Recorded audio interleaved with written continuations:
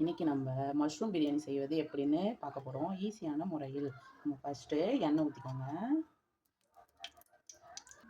ஒரு 2-3 பிரியாணி இலை, சுருள் பட்டை, ஏலக்காய் ஒரு 4, பொரிஞ்ச உடனே பெரிய வெங்காயம் ஒரு 4 கட் பண்ணி போட்டு, வெங்காயம் பொன்னிறமாக வதங்கட்டும். ஒரு 5 பச்சை மிளகா, அதான் இஞ்சி பூண்டு பேஸ்ட் ஆட் பண்ணிக்கோங்க.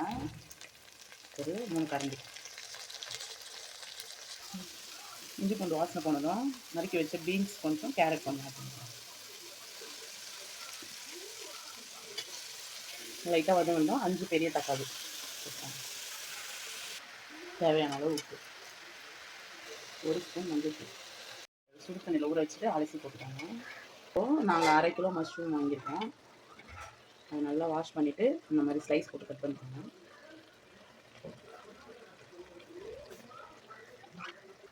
வெஜிடபிள் அது எல்லாமே ஆப்ஷன் தான், இருந்தால் போட்டுக்கோங்க, இல்லை மஷ்ரூம் கூட போட்டுக்கோங்க.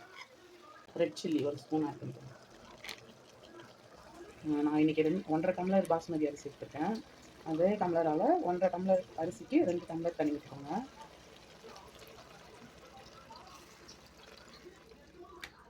நல்லா கொதிச்சிச்சு. இப்போ ஊற வச்ச அரிசி கூட கொஞ்சமாக கலர் பவுடர் போட்டு ஊற வச்சுக்கோங்க. அப்போ தான் அரிசியை கலர் விட்டுக்கோங்க.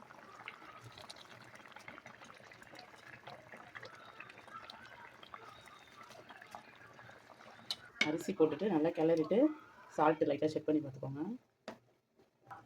வேகட்டும். கொஞ்சமாக புதினாவும் கொத்தமல்லி ஒரு கைப்பிடியும் ஆட் பண்ணிக்கோங்க. ஹாஃப் லெமன் ஆட் பண்ணிக்கோங்க லாஸ்ட் ஸ்டேஜில். நல்லா கலர்ஃபுல்லான டேஸ்டியான மஷ்ரூம் பிரியாணி எப்படி ரெடி ஆகிருக்குன்னு பாருங்கள்.